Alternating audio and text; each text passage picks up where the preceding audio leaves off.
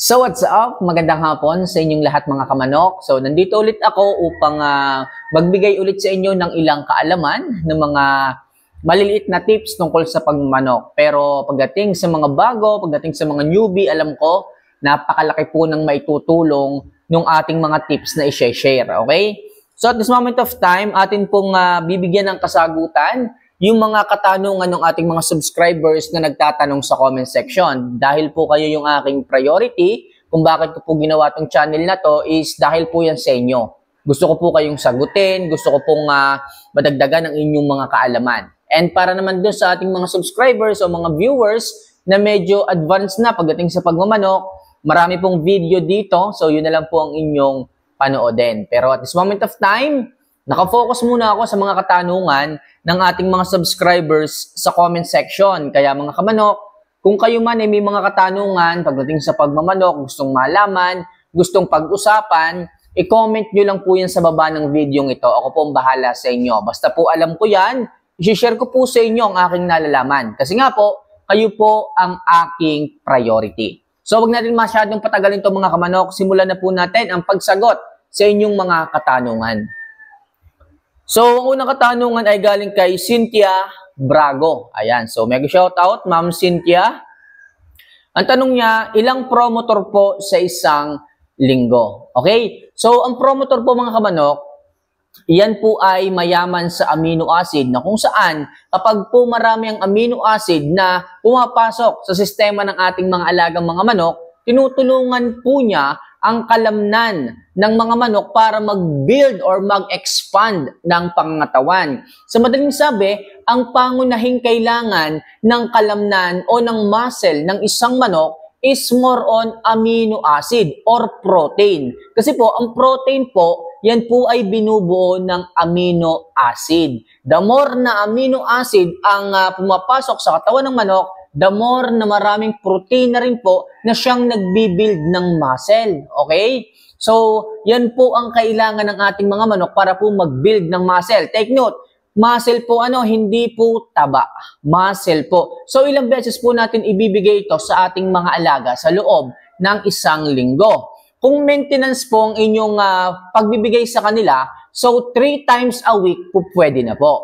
Pero kung kayo po ay merong pupuntahan, o pwede po yang every other day para po talagang mas maraming amino acid, mas maganda ang pangangatawan ng ating mga alaga. At mas maganda pong ibigayan mga kamanok after feeding para po kasabay na po yan ng pag-digest ng pagkain, yung mga nutrients na i-deliver sa bawat parts ng body, may kasama na po siyang amino acid. And also, mas maganda po na magbigay ng Promotor 43 after workout.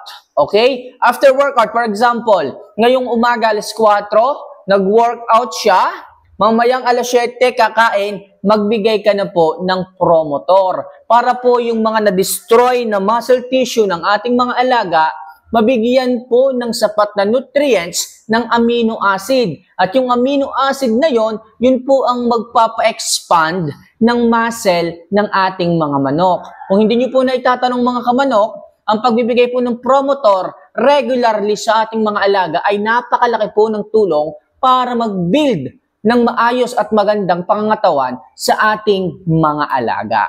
Okay? So next, punta tayo sa sunod na katanungan dito. Sana po nasagot ko ng maayos ang inyong katanungan, Ma'am Cynthia, no? So, next, galing naman kay Deo Gracia Mendoza. Ayan. So, idol, maganda po yung Jackie Oats plus Vitamin Pro powder. Yes po mga kamanok. Ang fermented Jackie Oats po, para po dun sa mga viewers natin dyan, nababago pong nakakapanood ng aking mga video, yun pong Jackie Oats, yan po ay inihahalo sa pagkain ng ating mga alaga para po makuha nila yung magandang supply ng amino acid. Gaya nga po ng sabi ko sa inyo kanina, ang amino acid po, yan po ang pangunahing kailangan ng mga muscle para po sila ay mag-build ng pangangatawan. Which is, yun pong fermented Jackie Oats, dyan po siya mayaman sa amino acid. So kung sasabayan mo siya ng Vitamin Pro powder, maganda rin po yan mga kamanok. Kasi nga po, si Vitamin Pro powder, siya po ay punong-puno din po ng mga nutrients, ng mga kailangang minerals ng ating mga alaga. Okay, sabi ko nga, kung kayo man is may mga pupuntahan, pwede po kayong maghalo ng Vitamin Pro powder at kung ano-ano pa mang powder na talagang mayaman sa mga nutrients and minerals. Okay, na kailangan ng ating mga alaga. Isa-isahin ko mga kamanok, ilan lang po ito. Pwede po kayong magbigay dyan ng Progency powder.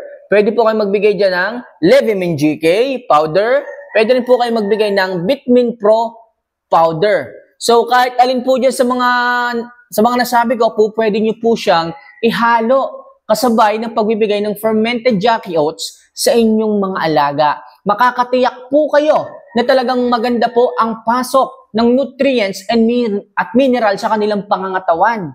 Okay? So mapapansin nyo naman gumaganda ang hipo, gumaganda ang feather growth, development, at the same time, gumagana po sila sa pagkain. Okay? Lagi ko sinasabi sa inyo mga kamanok 10% lamang po ng fermented Jackie Oats ang ating po pwedeng ihalo sa kanilang pagkain. Kamanok, bakit hindi po pwedeng mapasobra? Sabi mo, maganda naman yung fermented Jackie Oats sa katawan. Di ba? Mas marami, mas maganda. Tandaan niyo mga kamanok, kahit sa anong bagay, kapag ka sumobra ay hindi rin po maganda. Dapat nasa tamang pagbibigay lamang. 10% lamang sapagkat masyadong mataas ito sa fiber content. At pag marami namang fiber content ang pumasok sa sistema ng inyong mga alaga, possible, i-dry out niya masyado ang pangangatawan ng inyong mga manok at sumobra naman ang gaan. At pagdating sa ating mga alaga, yung sobrang gaan, para sa akin, hindi na po yun maganda. Ang mas maganda dyan, 10% lamang ng fermented Jackie Oats ang ating ibinibigay sa dami ng pagkain na ating nihahalo sa kanya. Okay? Yung 10%, maayos na po yun. Medyo mainit sa katawan itong fermented Jackie Oats kasi po siya po yung tumutunaw ng taba ng ating mga alaga. At pag po masyadong pagka masyado pong dry out ang manok, yun nga po masyado po silang gumagaan. Kaya po tamang-tama lang yung 10% na fermented Jackie Oats ang ating ibinibigay sa kanila. So, sana po, Sir Deo Gracia Mendoza, sana po ay nasagot ko po yung inyong katanungan. So, galing kay Arturo Langkay. Ayan. So, Idol, bakit mabaho yung fermented Jackie Oats? Actually po mga kamanok, sadya pong gumaganyan o nangyayari yung ganyang amoy sa ating mga ibinabad na fermented Jackie Oats o sa ating ibinabad na Jackie Oats. Kasi po, fermentation po yan Pine-ferment po natin yung Jackie Oats ng ilang linggo, ng ilang buwan para po lumabas talaga yung natural vitamins and nutrients dyan sa ating Jackie Oats. The more na bumabaho yan, the more na gumaganda po yan. Ang hirap doon sa ating mga subscriber, ang hirap doon sa ating mga viewers, nakaamoy lang ng hindi nila magustuhan, tumitigil na sila, nagrereklamo na sila, which is, hindi yun makakatulong kung kayo ay talagang magmamanok. Ang totoong magmamanok, open-minded po sa mga pagbabago, sa mga bagong idea, sa mga bagong turo, at sa mga bagong dapat i-adapt sa inyong manukan. Tandaan niyo mga kamanok, kung kayo ay puro reklamo, hindi kayo open-minded, hindi kayo masyadong masigasig sa paghihintay, hindi po kayo makakarating sa inyong paroroonan, hindi po kayo magtatagumpay sa isang larangan o kahit saan paman. Kailangan marunong kayong mag-monitor, marunong kayong magtiyaga, marunong kayong magtiis, marunong kayo dapat na tumingin sa isang banda ng lahat ng bagay. Hindi yung isang banda lang ang tinitingnan ninyo. Okay, fermentation po yung ginagawa natin. Kung kayo ay hindi sanay sa amoy, sabi ko nga po, pwede po kayong maghalo ng asukal, ng molasses o ng suka. Pero ako talaga, natural fermentation yung ginagawa ko. Wala na talaga akong inihahalo sa kanila. Okay, kita nyo naman sa aking mga ginagawang video. Yung aking, tingnan nyo to, Gaya nito mga kamanok, after 3 months, magbababad ulit ako. So ito po ay 2 kilo. Itong dami na to, 2 kilo po ito. And tumatagal po ito ng 2 o 3 buwan sa aking manukan. Ganun po ito katipid mga kamanok. Yung iba naman nagtatanong dyan, kamanok, bakit mo ibinabad lahat? Hindi mo naman yan magagamit kaagad. Hindi mo naman yan may papakain sa isang araw. Tandaan nyo mga kamanok, yung pagbababad nito, hindi po kayo obligado, hindi nyo po obligasyon na ipaubos sa isang manok o sa inyong manukan lahat ng ibinabad mo after 7 days. Yan po ay utay-utay. Sabi ko nga, magbabad po kayo sa isang jar, then dun lang po kayo sasandok kung gaano karami yung kailangan ninyo per day. Hindi nyo po kailangang ubusin yung dami ng taro ng laman ng fermented Jackie oats sa isang araw. Sabi ko nga po, binuburo natin yan. Habang tumatagal, lalong sumusustansya yan. Kahit yan ay abuti ng 1 buwan, ng 2 buwan, ng 3 buwan, wala pong problema yan. As long as maganda po ang pagkaka-ferment ninyo. Mineral water ang gagamitin, pwedeng maglagay ng molasses, ng asukal o ng suka kung hindi komportable sa amoy. Okay? Hindi nyo po kailangan ubusin yun sa isang araw. Ibinababad po natin yun ng bultuhan, ng maramihan para nga po tumagal ang fermentation at mas lumabas yung sustansya at nutrients na kailangan ng ating mga alaga.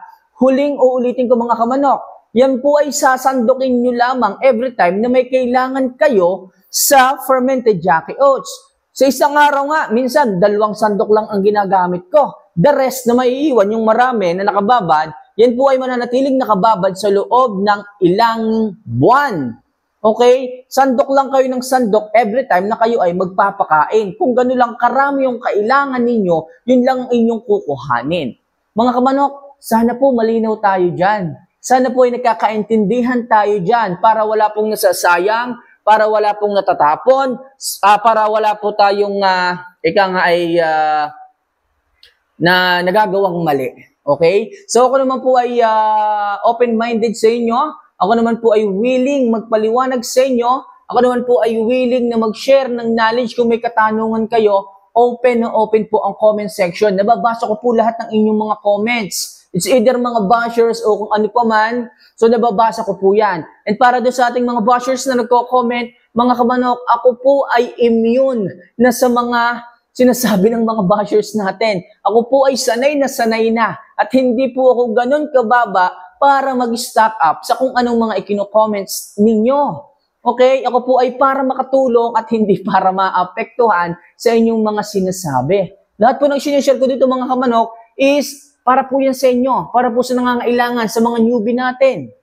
Okay? Yung mga hindi nangangailangan, napakarami po ng video dito sa ating sa ating platform. Kaya po kayo ay hindi po pwedeng manatili dito sa aking video para panoodin kung hindi nyo man po ito nagugustuhan.